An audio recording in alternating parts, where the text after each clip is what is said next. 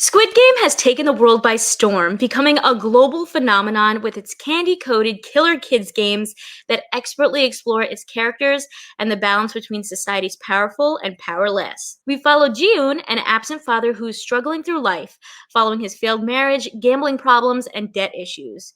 He meets a man at the train station who offers him the opportunity of a lifetime and ends up kidnapped into a battle royale to the death alongside 456 other contestants to win a life-changing pot of money. But is it all worth it in the end? And do any of these people in this story actually have any power?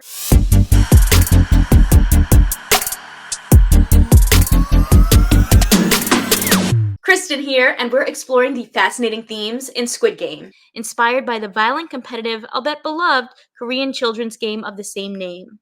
The show balances nostalgia with terror as the contestants play red light, green light, honeycombs, tug of war, marbles, and hopscotch. But there are deadly meanings set up from the minute the show begins. This is a show that will keep you hooked, trying to uncover and interpret all the different meanings within it.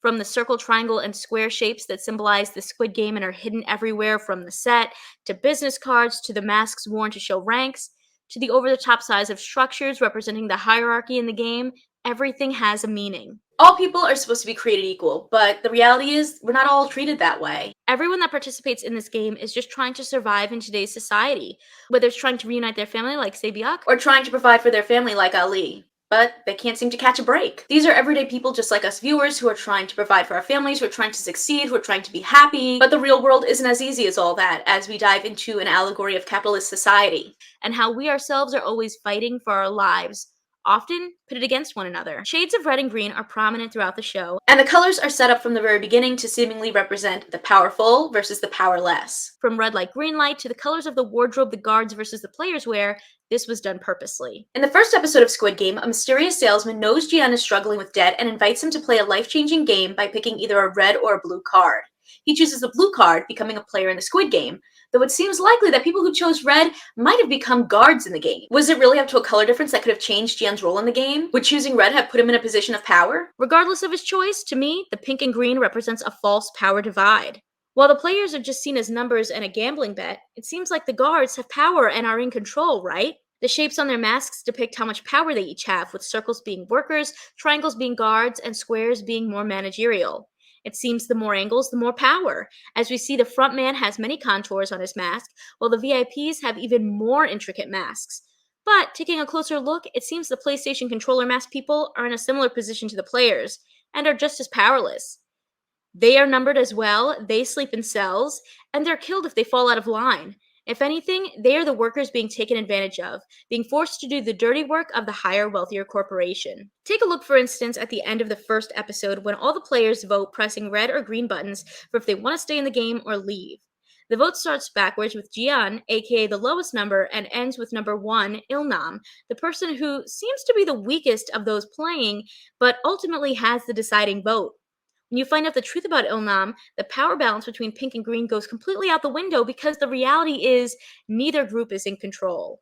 Il-nam is the one with the power. Il-nam joining the game as player 1 and his name literally translating to mean number 1 man is pretty telling in his role of Squid Game itself, but when you dig deeper, it doesn't even really make sense for Il-nam to be in this game. When the police officer Jun-ho sneaks through the compound and finds information on past games, the first player they start on for 2020 is player 2. There's no record of Il-nam there. Everyone else is around the same age, struggling in debt, desperate for money. Meanwhile, Il-nam is much older, he's sick, and he's suspiciously excited about each game. In fact, each game is based off of things that he played and was good at as a child. He's practically giddy running toward the killer doll in red light, green light while everyone else screams in terror. That's the privilege of being rich. It turns out he's one of the wealthy men overseeing the whole global operation as a means of entertainment. Because he's sick though, he decides to actually play in the game this time that he's so enjoyed watching over the years as one last hurrah. But there are no true stakes for him. He's gonna die regardless because of his tumor, and even still there are clearly safety precautions set up to ensure that he makes it through the game. The truth is, if you're on Team Il-nam, you're safe. From the very start of the game, gi-hun is in last place, but throughout the season, we watch him work his way up to becoming number 1. So how does he do it? Through kindness. While gi-hun might not be the best father or husband or even the breadwinner for his family, He's not a bad guy. From the very beginning, he was kind to Ilnam and played alongside him. We see gi-hun help cover up Ilnam's wet trousers after a possibly set-up accident, staying behind to help him, and even surprisingly ends up sticking with him for the game that ends up being marbles, even after he's been sick and weak. Ilnam then gives gi-hun his #1 jacket, a hint that he's passing on the torch to him. It seems this was a sign that Ilnam was giving his blessing to have gi-hun move forward and potentially win the whole game. Singling gi-hun out is key at this point, as previously the show was focused on groups, teams, and allyships that didn't end up being long-term. Even the VIPs talk about contestants constantly hiding in a pack. It seems these partnerships have now worked against these people. When we get to the bridge game, instead being an outlier or being last ends up being the key in this final game. Now this isn't the only time we see gi-hun's big heart and conscience come through. In the final game, gi-hun faces off against his old childhood friend Sang-woo. It's interesting to see that both of them are here playing this game despite their different backgrounds. While gi-hun has struggled with money and family, Sang-woo was successful. He was an investment banker who eventually stole and lost his clients' money. It shows that anybody could be in this position. In the final showdown, gi-hun is on top, but tells Sang-woo that they can just forfeit the game and go home together alive. Perhaps Sang-woo realized what a loss it would be for everyone to die and no one to get the money. He ends up taking his own life so gi-hun can win. Following gi-hun's win, he comes to the realization that none of this was really worth it. Gi-hun might be rich, but he watched all of these people die in front of him. He still didn't have a good relationship with his daughter, and his own mother passed away from illness while he was gone. While he won big, he lost everything. Gi-hun is still living like he used to before the games when Ilnam reveals that he's alive and reaches out to him to explain the truth on his deathbed. While gi-hun is full of guilt and regret, even in his final moments, Ilnam is still wrapped up in games. He makes a bet with gi-hun about if anyone will help a drunk homeless man outside before midnight. It seems that despite all the kindness gi-hun showed him throughout the games, Ilnam still doesn't believe humanity is good. He thinks whether you have money or power or not, life is the same for everyone. Boring. He shares that participating in the game allowed him to go back to the energy and fun of his childhood. It's ironic then that these innocent memories and games for Ilnam became a deadly reality to these players. In the final moments as the clock strikes midnight, people come to help this homeless man, and Ilnam dies. He was wrong, and gi-hun has finally beat the big boss. Or has he? Following his meeting with Ilnam, gi-hun dyes his hair red and sets forth on a new journey. According to director Hwang Dong-hyo, gi-hun's red hair represents that he won't go back to his past self and is a symbol of his rage. We see him do some good with the money, including taking care of Sang-woo's mother financially and getting Se-byuk's brother out of the orphanage. But as we think back to what the color red or pink has meant throughout the series, I think that it could also mean that gi-hun doesn't have as much power as he thinks. Maybe he's still being used as a pawn in this game. We learn that even after Ilnam's death, this game is still going on. In the final moments of the season, gi-hun is supposed to board a plane to LA to see his daughter, but ends up turning back to move forward with what seems to be a plan to take down the Squid Game once and for all.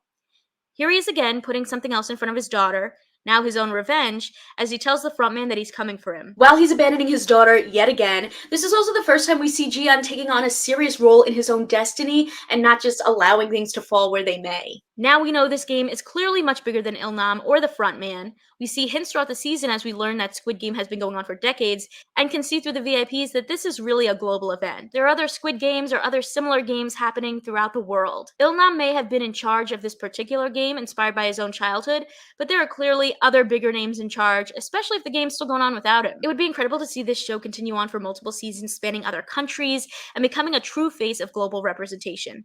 Or perhaps gi-hun will find himself in a new game against former winners while trying to take them down from the inside.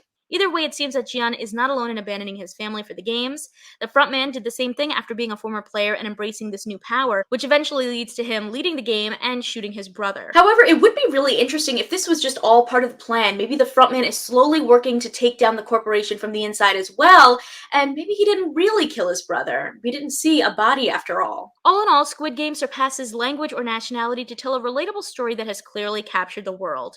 This brutal and dreamy story gives us a new look at the world we live in and encourages us to step it on our own instead of letting an invisible hand propel you where it may. Full of intrigue, mysteries, foreshadowing, hidden Easter eggs, and formidable messages, Squid Game is a masterful show that truly changed the game in storytelling and broke international barriers. Now I want to hear from you and your thoughts on Squid Game, so leave a comment down below. And consider subscribing if you like my videos, and if you want to talk even more TV and movies with me outside of the comments section, check out the exclusive Discord available on my Patreon at patreon.com/kmaldo. If you like this one, you can check out more of my videos right over here, and I'll catch you in the next one. See ya!